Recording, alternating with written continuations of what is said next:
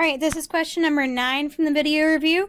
Reminder that domain is the farthest left to the farthest right x value. Range is bottom to top y values only. So kind of keep that in mind as we go. So I'm actually going to draw the bars on to show you what that would look like. I'm not even looking at my multiple choice yet.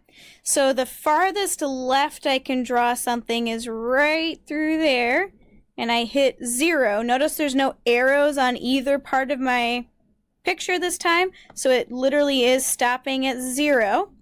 My farthest right that I can go cuts through at 5. Again, no arrows this time. So my domain has to be 0, 5. Those are the widest x values I could possibly go. There's nothing over here by 6, nothing over here in the negatives. So I know this is gone, this is gone.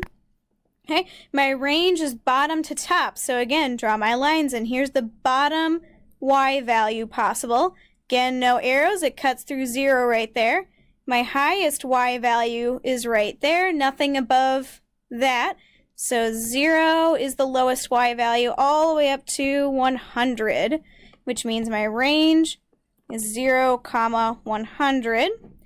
Okay, which means it's letter C. So that's number 9.